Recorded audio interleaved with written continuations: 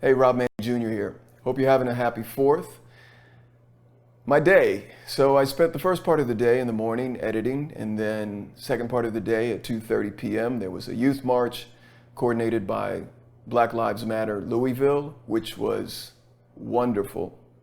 It wasn't just a march, but it also was a history lesson in civil rights and how civil rights related to Louisville and the movers and shakers. They talked about Muhammad Ali, and they talked about Lewis and Clark and who actually was with Lewis and Clark to help navigate and guide them. All right, now raise your hand if you know who Lewis and Clark is. This is why we are out here today. So York was the slave of Mr. Clark. So the thing about York is, as he on his expedition with Lewis and Clark, he experienced some freedom. He was able to vote with the white man. He was the only African American on this thing. He helped save Lewis and Clark from flash floods. He helped hunt for him. He's a rather strong person. But the sad thing is, after the expedition was over, they sent York right back into slavery. And this was in 1967, when Dr. Martin Luther King came to Louisville, Kentucky, to help us protest like we're protesting today. Muhammad Ali said, in your struggle for freedom, justice, and equality, I am with you. I came to Louisville because I could not remain silent while my own people, many I grew up with, many I went to school with, many my blood relatives, were beaten, stomped, and kicked in the streets simply because they want freedom. They took kings and queens, doctors, lawyers, just visionaries, and brought them here to work for them as though we were nothing. And that's not the true story. So we want to make sure that when you come to Roots 101 African American Museum, you get the true story. You get the truth about who you are and where you come from. 365 days a year. So we need you to come here and bring everyone else that you know to come to Roots 101 and support us so that you can tell your story, so that they can learn the truth. Can y'all do that for us? Yes, ma'am. America is when we work together. When you take black history, you take American history, it's all one history. Say one history. One history. America was its best when we worked together. That's when the abolitionists worked with slaves and traders. That's when the Catholic Church, the Jewish Church, the homosexual community doing the march, and the civil rights march. America's at its best when we come together. And that's why Route 101 is needed in this community, because it's a healing place where we can come and discuss history and discuss our love for one another. Say love for one another. Love for one another. Say the descendants of kings and queens. That were enslaved in America. That's a narrative never told. They want to tell you your history is slavery. Your history is royalty.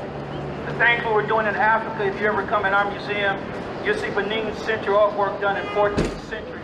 Things that Picasso copied. You'll see things that we did in European countries like the Moors when they ruled the European countries for 400 years. What you see here will be proud to your royalty. Because, what did I say? You're descendants of kings and queens that were enslaved in America. Say it one more time. Descendants of kings and queens that were enslaved in America. Remember that. That's a game changer when you look in the mirror. You come from royalty, not slaves. And it was a wonderful, wonderful march. So it wasn't just a march and a protest and a demonstration, but it also was an education. So thank you to Black Lives Matter Louisville. It continued for quite a long time. I actually didn't even complete the entire march because I had to get back and get ready for another event. And then at 7 p.m., I went to get some drone shots before the sun went down and got that. And I got some shots of the statue, and I'll cut that in here. And then I ended up back in Brianna Square Park and was there taking photos and talking to people and trying one of the great hamburgers that the gentleman I was speaking to yesterday told me about. So I tried one out and they were wonderful, so thank you. And it's just, people were playing volleyball in the park and talking and chatting, and it was a festive event. Then a march was being coordinated to start at 9 p.m. and I actually missed the march because just before 9 p.m. Do not disturb anybody's safety out here because we still have kids out here. Do you understand that? So when we on the march, let's move, listen, let's move as a unit. They move as a unit, don't they? When they block the street up, they a unit, ain't they? Do they break? Do they fall? Do they listen to somebody? So outside that we are normal people out here that is fighting for a just cause. So let's stand together and be that unit. Let's be that power. Some people came into the park and they looked familiar. I didn't know why. And I asked, as I was looking at a picture of Breonna Taylor, if they were related, and it was her family.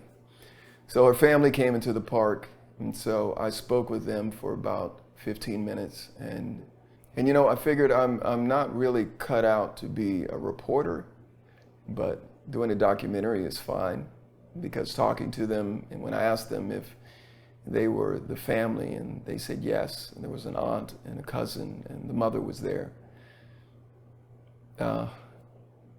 You know, you don't want to cry in front of a family that lost their child, so, and their niece and their cousin. So I had to hold it together, and I did, and spoke to them, and they are hopeful, just like Ahmaud Arbery's family is hopeful. They are well grounded in the work that needs to be done before they get to the place where they need to be. So I talked to her aunt, and she was very clear, and her cousin too was very clear. I didn't speak to the mother other than saying hi, but her aunt and her cousin, you know, they're in it. They're in the fight. They're in the middle of it. They're frustrated, and they want progress. And she said that the aunt said there's a lot of facts that still haven't come out. And so one of the things she said is they can't just say that they f***ed up. They can't just say that they f***ed up. And that's something, and I agree with her. You know, it's sometimes you have to say, I f***ed up. We f***ed up. And this is what we're going to do to make sure we never f*** up again. This is why people are asking for the police departments to be defunded. You know, look at Camden. I think I mentioned this before, but Camden, New Jersey, they just dismantled the police department as they knew it. It doesn't mean you're getting rid of the police department. It just means you're dismantling all the rules and regulations and the structures, and you're starting from scratch. You bring in new rules. You bring in a new chief. It's not done the way that it's been done in the past, because we see that that doesn't work. It's insane. We keep trying to do the same thing. You know, the system tries to say, oh, we're going to fix this. We're going to make it better. We're going to pass legislation so this doesn't happen again. So the legislation hasn't been passed. And then in the local departments, you have to change the policies. You have to change the framework of the police departments in all of these cities, because there is a problem. And you have to acknowledge that you have a problem in order to fix it. So that's what we talked about, and they're hungry and they're passionate and they're very thankful for everyone's support. And I told her that you have our support and you have our prayers. I said that we are sorry for her loss, their loss, and that we're doing everything we can to make sure it doesn't happen again. Happy 4th. Enjoy the fireworks safely. All right, bye. No peace! No peace! No peace!